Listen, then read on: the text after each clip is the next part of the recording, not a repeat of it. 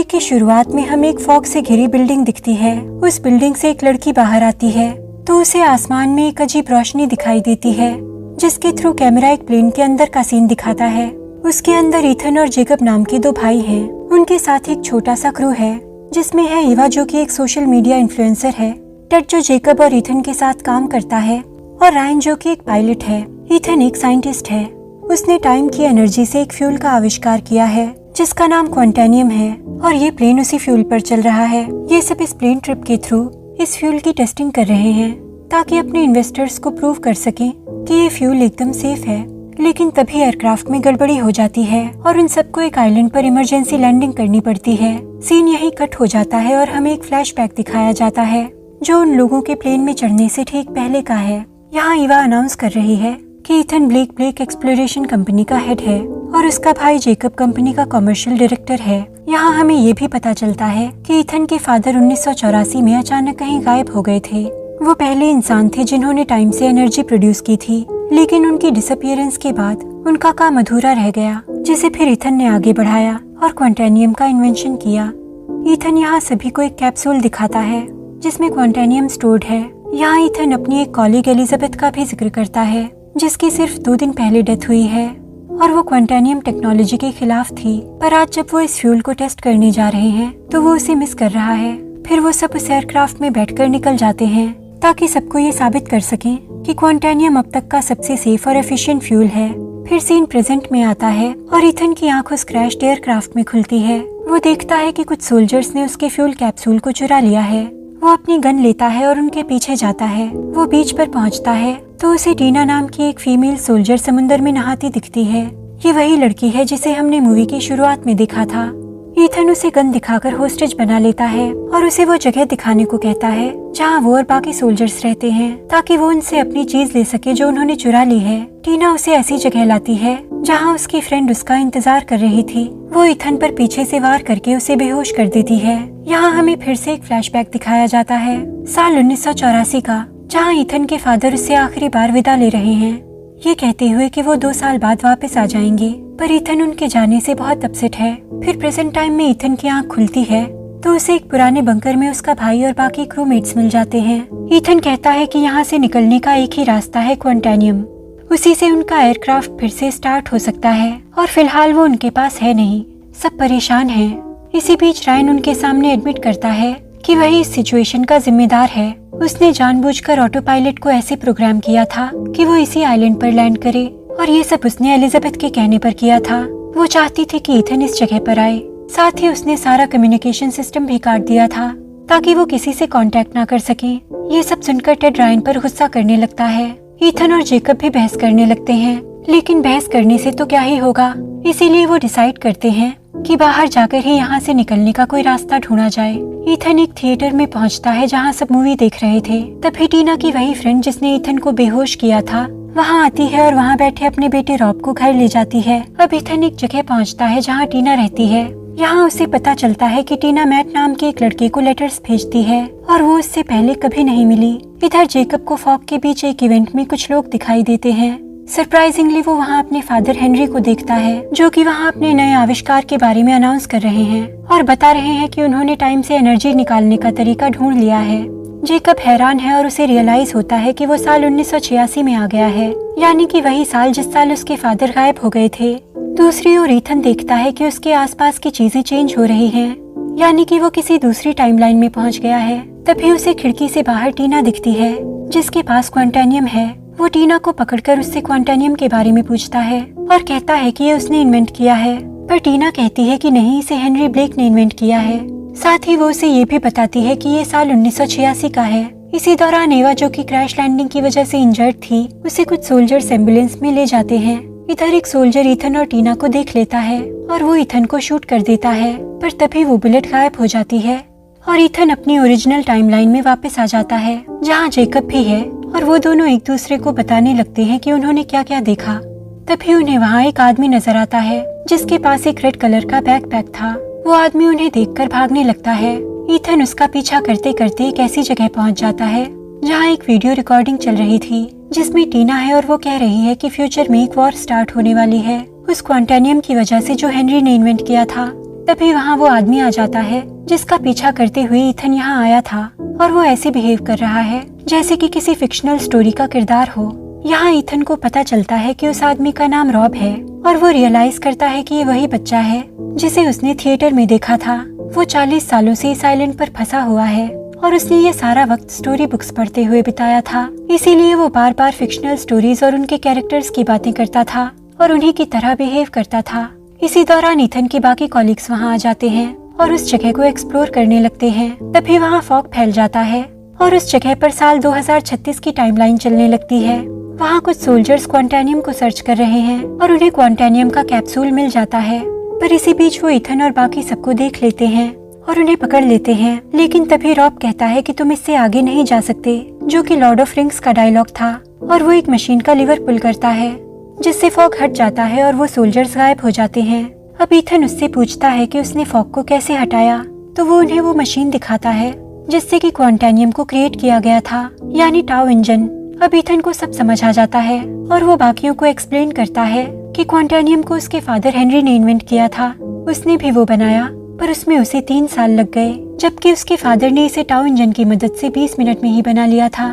लेकिन side effect की वजह से टाउ इंजन ने फॉग बनाना शुरू कर दिया, जो कि असल में क्वांटम पार्टिकल्स थे, और ये 1986 में होने वाले सभी इवेंट्स को रिकॉर्ड कर रहे थे।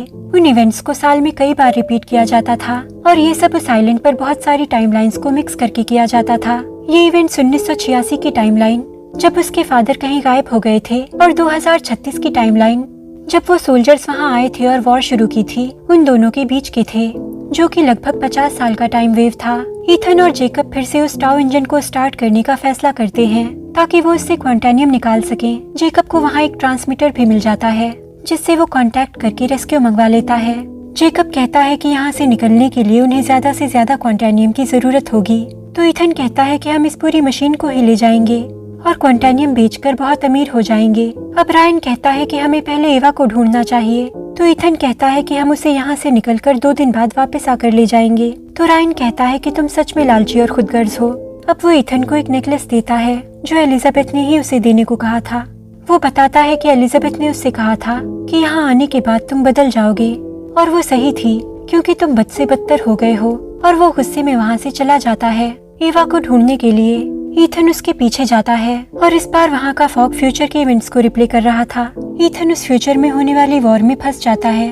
तभी वहाँ कुछ सोल्जर्स आते हैं और उससे कहते हैं कि यूएन कॉर्पोरेशन उनसे वो टाउ इंजन हासिल करना चाहती है, जिसे ईथन और उसके भाई ने कई सालों से छुपा रखा है। इसी वजह से ये वॉर शुरू हुई थी, पर तभी एक टैंक आकर उन सोल्जर्स को हिट करता है। अब ईथन उस आइलैंड पर उस जंग का भयानक मंजर देखता है। एडवांस ड्रोन्स और टैंक्स उस जगह पर तबाही मचा रहे थे। तभी एक ड्रोन वहाँ ईथन को अपने ओनर के तौर पर पहचान लेता है, इसीलिए वो ईथन को शूट नहीं करता, पर ईथन उसे शूट करके गिरा देता है। इसी बीच उसे वहाँ रायन दिखता है जो कि बुरी तरह इंजर्ड हो गया है। तभी वहाँ एवा भी पहुँच जाती है। वो दोनों रायन की जान बचाने की कोशिश करते हैं, पर वो उसे नहीं बचा पाते और रायन की मौत हो जाती है। अब ईथन को एहसास होता है कि क्यों एलिजाबेथ इस क्वांटानियम टेक्नोलॉजी के खिलाफ थी। तभी फिर से वहाँ फॉग फैल जाता है और ईथन 1986 की टाइमलाइन में पहुँच जाता है। वहाँ वो अपने फादर से मिलकर उन्हें बताता है कि क्वांटानियम कितना खतरनाक है और फ्यूचर पर उसका क्या असर होने वाला है। गार्ड्स उसे पकड़ लेते हैं, पर हेनरी उन्हें ईथन को अपने ऑफिस में लाने के लिए कहता है। यहाँ ईथन हेनरी को बताता है कि वो उसका बेटा है जो फ्यूचर से आया है और यहाँ कुछ ऐसा होने वाला है जिससे वो कभी अपनी फैमिली के पास वापस नहीं लौट पाएगा। हेनरी कहता है कि नहीं, मैं 2 दिन बाद वापस चला जाऊंगा, पर ईथन कहता है कि फ्यूचर को बदला नहीं जा सकता, ये सब कुछ पहले ही हो चुका है। तभी बाहर एक जोरदार ब्लास्ट होता है और ईथन को पता चलता है कि उस जगह उन्हीं ड्रोन्स और टैंक्स ने हमला किया था जो उसने फ्यूचर में 2036 की टाइमलाइन में देखे थे। वहाँ उसे टीना भागती हुई दिखती है और हेनरी रॉब को बचाने की कोशिश कर रहा होता है, लेकिन इस दौरान वो खुद एक ब्लास्ट की वजह से मारा जाता है। ईथन हेनरी को गले लगाकर रोने लगता है और उसके बाद वो फॉग उसे प्रेजेंट टाइमलाइन में ले आता है। यहाँ जेकब ने टाउ इंजन स्टार्ट कर लिया है। ईथन उसे सब बताता है और कहता है कि उनकी कंपनी ब्लेक कॉर्पोरेशन फ्यूचर में होने वाली वॉर की जिम्मेदार है, इसलिए वो इस टाउ इंजन को यहाँ से नहीं ले जाएंगे। जेकब को उसकी बात पर यकीन नहीं होता, तो एवा उसे अपने फोन पर उस वॉर का वीडियो दिखाती है जो उसने अपने फोन पर रिकॉर्ड कर लिया था।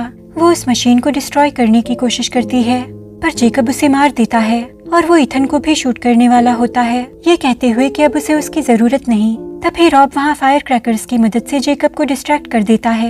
ईथन मौका देखकर वहाँ से भाग जाता है। अब ईथन फिर से टीना की वीडियो रिकॉर्डिंग देखता है, जहाँ वो ये कह रही थी कि उसने फ्यूचर के सोल्जर से बात की थी, इसीलिए उसने क्वांटानियम को छुपा दिया है। ईथन कहता है कि यानी क्वांटानियम अभी भी इस आइलैंड पर मौजूद है और टीना उस क्वांटानियम को यूज करके टाउ इंजन को डिस्ट्रॉय करना चाहती थी, और अगर वो पुराना क्वांटानियम लेकर उसे टाउ इंजन में रख देगा तो पास्ट और फ्यूचर दोनों क्वांटानियम्स की एनर्जीज आपस में टकराकर एक्सप्लोड हो जाएंगी, जिससे इंजन डिस्ट्रॉय हो जाएगा।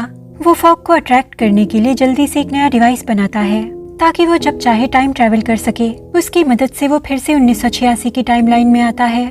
यहाँ उसे टीना मिलती है और वो उससे झूठ बोलता है कि वो मैट है। वो उससे क्वांटानियम की लोकेशन पूछता है। टीना बताती है कि उसने उसे रॉब को अपने बैकपैक में रखने को कहा था। वो रॉब के पास जाते हैं और टीना उसे अपना बैकपैक लाने को कहती है। तभी टीना जब वहाँ अपना दूसरा वर्जन देखती है तो शॉक्ड रह जाती है, भला ये कैसे पॉसिबल है। अब ईथन उसे सब सच बता देता है। वो कहता है कि वो मैट नहीं है और वो फ्यूचर से आया है।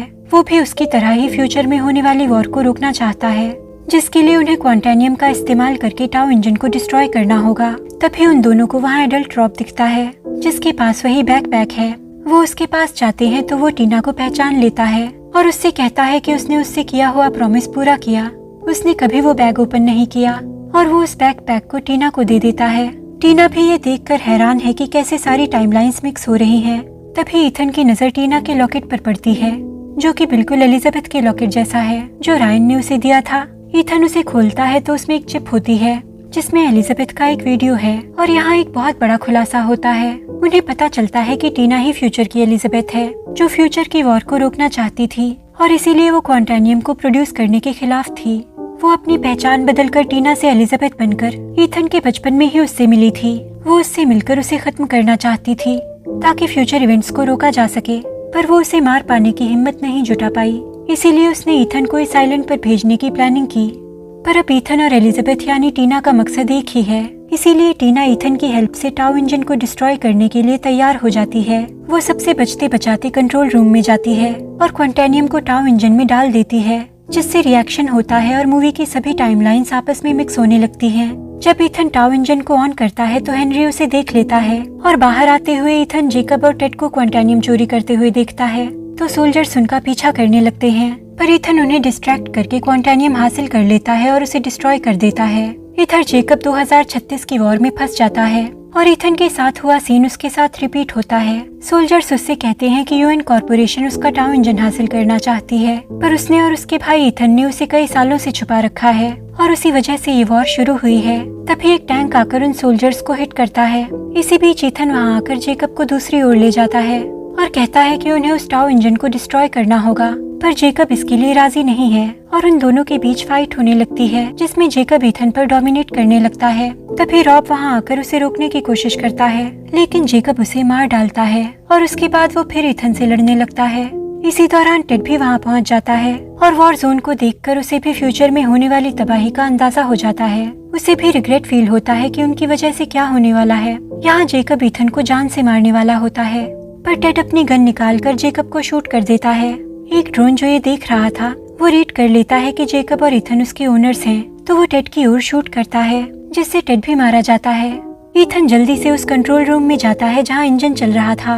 उसमें से निकलती ब्लू डस्ट उसे ऊपर उठा लेती है और हम देखते हैं कि वो टाउ इंजन उसी के साथ डिस्ट्रॉय हो जाता है। लेकिन ईथन देखता है कि वो फिर से 1986 में टेलीपोर्ट हो गया है, जहाँ उसके father Henry tau engine start करने ही वाले थे। ईथन चिल्लाता है और उन्हें ऐसा ना करने को कहता है। वो उन्हें फ्यूचर वॉर की वीडियो दिखाता है जो उसी टाउ इंजन की वजह से हो रही थी। अब हेनरी कन्विंस हो जाता है और उस प्रोजेक्ट को हमेशा के लिए शट डाउन कर देता है।